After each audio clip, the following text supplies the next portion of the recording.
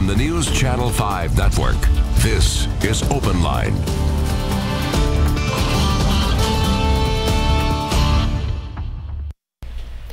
Good evening, everyone, and welcome to Open Line. I'm Carrie Sharp. I am glad to be back with you tonight, but gosh, I wish we had something better to talk about. We're going to be talking about the story that we have been covering for the last 2 days. It seems like nonstop. That is a story that has rocked this community. The Waffle House shooting happened in the wee early hours of yesterday morning out in Antioch, about 3:30 in the morning. I want to bring you up to speed on what has happened just in the last few hours of today. This has been a fast developing story. And by the way, this is Open Line. If you want to talk about this, if you have questions about this story, if you have thoughts and comments about how this story has unfolded, now is the time to call. The number is on the screen, 615-737-PLUS. Again, 615-737-PLUS. We have the next hour to discuss this story. But like I said, I want to bring you up to speed on all that has developed just in the last few hours. Since about 1 o'clock today, that is when 29-year-old Travis Reinking was finally captured. He was found not far from that Waffle House where police say he shot and killed 4 people early yesterday afternoon. I can tell you now that he is in custody here in Davidson County. He is finally behind bars, being held on a $2 million bond. Just in the last 2 hours, he went before a magistrate judge here in Davidson County. He has now been charged with 4 counts of criminal homicide and again being held on a $2 million bond. This is his new mugshot. We had been showing that picture of his driver's license for a while now, saying please keep an eye out for this guy. Finally behind bars now. We have a mugshot of him. He's now in hospital scrubs. He's probably been given a jail uniform at this point. We do know that he's being held at the Maximum Correctional Center out on Harding Place. He will be held on a 72-hour medical hold where he will be observed closely, and then we're told that he will be held in isolation all by himself. Even his recreational time, which he is due, it will be by himself. The sheriff, Darren Hall, has said that he will have some media availability tomorrow to discuss this more in detail of how they will handle this situation. And also, we do know that Travis Reinking will be in court on Wednesday. Of course, in this next hour, if we have new developments in this case, we will bring them to you right here. I also know that we are live on Facebook right now. Also on Facebook is the vigil that's underway at Mount Zion Baptist Church at their Antioch location. They're having a prayer vigil for the 4 people who were killed by Travis Reinking, according to police, and for the families and friends who are just mourning these lives that have been lost in just an instant. 4 wonderful lives as we are learning more about these victims.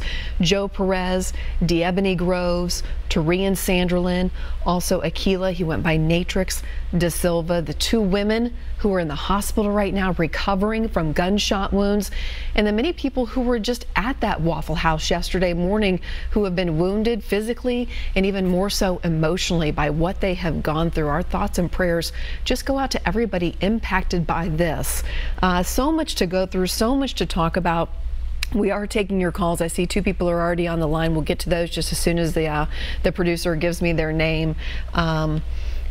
But gosh, you know, there's just a lot to dig and just peel back the onion on this story. And I've been covering it for 2 days now. It seems like nonstop. I'll give you the answers that I have. We can just sort through a lot, though, because even this afternoon, Senators Jeff Yarbo, along with Representatives Mike Stewart and Bill Beck, introduced legislation that deals with gun loopholes. And that is a narrative that will be discussed because of this case. Because why did this young man even have guns after, as you've probably heard, he was caught on White House grounds just this past July? The Secret Service arrested him for unlawful entry.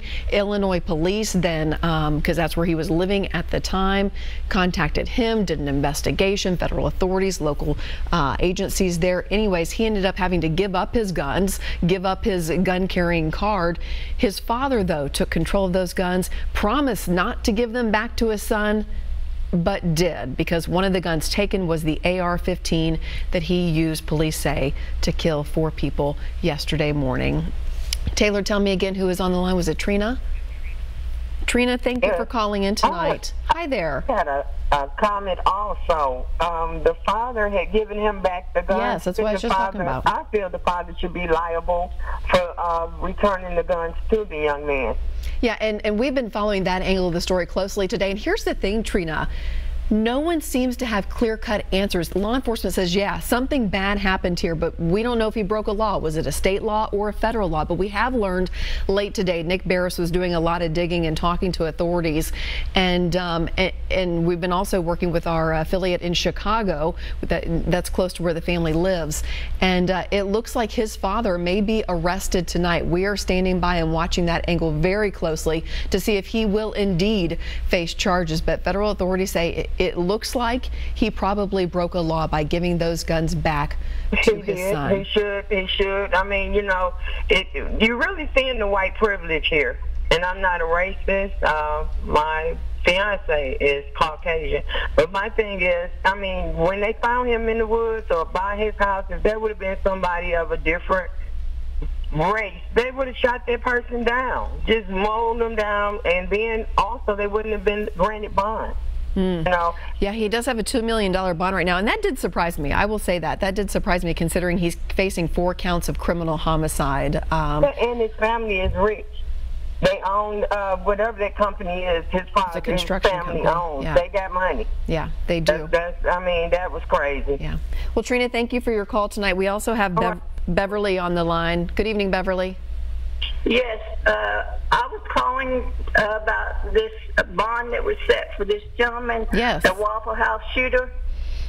And I feel like it's unfair. The man that shot one person in the church shooting has no bond, and his is $2 million. This isn't right. And I feel like if enough people call and get some sort of petition, that this man he should not receive a bond at all. And I'm hoping whatever judge he goes to on Wednesday realizes this. And Beverly, that's what I was going to say. On Wednesday, that all could change because more documents, the discovery will start to come in, and the judge could look at it and look at what his family has. I assume they are well-to-do. I don't know that for a fact. That is just really an assumption considering the company that they own and where they live. But the judge will look at all that and say, you know, how do we keep this guy behind bars considering the charges that he faces? So we'll stay tuned on that front. But yeah, a $2 million bond right now for Travis Reinking after he was booked just a couple of hours ago. We have Gary on the line. Gary, thank you for calling in tonight. Oh, thank you. Go ahead. Well, thank you for accepting my call. Sure.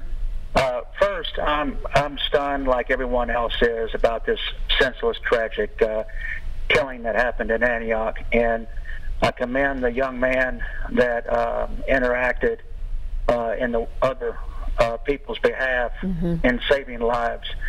My big question here is this was another senseless non-law enforcement procedure. I want to see if I said that right. That was not followed, and I mean, here's another person that was in the grasp of the law in Illinois. Yes. And he's let go.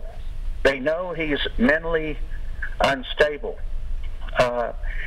And they let him go, and then they give the guns back to his father, and then the father gives the guns back to the son. And just like the Florida case, where I don't even want to mention the man's name to give him credit. Right. But 36 times he was in the grasp of the law. Yeah. And the FBI had been brought in. And again, liberals are shouting gun control, gun control. Well, we have gun control. What we don't have is law enforcement procedure follow-up. So the law enforcement can do their justice in apprehending these criminals, where society is throwing political correctness in this law enforcement's eyes, saying, well, you're racist. You're a homophobe, or you're Islamic phobic. We've got to get back to the basics of following the laws we have in this country and following our law enforcement, following following up on law procedure. Right. And Gary, I think you bring up some amazing points, things that I spent, gosh, I just couldn't get to sleep last night after all of this and all the reading I did on all the interactions Travis Reinking and his family had with police in Tazewell County, Illinois. Even before this White House incident, they knew this young man. They knew he had mental issues, and they also knew he had guns. I read the reports. I have them right here from Tazewell County, and in each report at the end they say, no criminal report made. This is just for informational purposes. Things where they were called because of a suicide attempt. They were called to a CVS parking lot. When I say they, I mean police, the sheriff's office, by Travis Reinking's mother, his dad, and his grandmother were all there. They were concerned that Travis was going to commit suicide. They told police he had weapons. They told them about his bizarre behavior. Police were there. Some sort of mental health professional was also there and was able to talk, in that instance, Travis into coming for an evaluation, for a mental evaluation. But police didn't file any criminal charges. They left it with the mental evaluation. Just in the past year, in 2017, police in Tazewell County had 2 interactions with him. This thing with the White House, but then also just within a few weeks of that, a police officer says, I recognize Travis and know him because of other interactions. Made a report, an informational report. Travis wanted to make a report saying people were bugging his phone, they were harassing him, they were stalking him, all of these bizarre things. But again, the police officer says this is just for informational purposes only. We also know, I think it was in 2016, he came out of his father's business. He was living at an apartment on the property of the father's construction business. He came out in a woman's pink robe with that AR-15, threatening some of the workers. He left there, went to some sort of pool, jumped in the pool, ended up exposing himself to the people there. The gun wasn't involved in that incident, but it was a bizarre thing. Police were called. Again, no one wanted to press charges, and the report was just for informational purposes only. But again, they knew of this bizarre behavior. They knew this person had weapons. There was another report made about he thought that Taylor Swift was harassing him, and he said that she scaled the side of a building, and he did too, but then he lost sight of her. I mean, just some really bizarre things. But yet nothing was done. So Gary, I hear you. Where was the ball dropped? And even when we started asking questions last night about, isn't there a law broken with the father giving the guns back to his son, no one had a definite quick answer there. I don't know. Would it be a state law? Would it be a federal law? So clearly, things aren't clearly defined. There could be some loopholes there. I would like to say one more thing. Well, I pray that something good comes from this, and that God opens up a door or windows to our Tennessee state legislation. That we can be the tip of the sword by saying no more ruthless killings like this, and let the Tennessee legislation pass a law saying let our law enforcement let our law enforcement do what they're supposed to do. Let our ICE agents do what they're supposed to do. No more sanctuary cities. Draw the line in the sand in Nashville, Tennessee. That's all I have to say. Gary, thank you for this call. And I mentioned this at the beginning of the show, and I'll just clarify what we were talking about, and then we'll take a quick break and come right back to your calls. But Senator Jeff Yarbrough, Representatives Mike Stewart and Bill Beck all introduced legislation today at Senate Bill 2356, and it's draft language which would clarify existing loopholes in Tennessee law.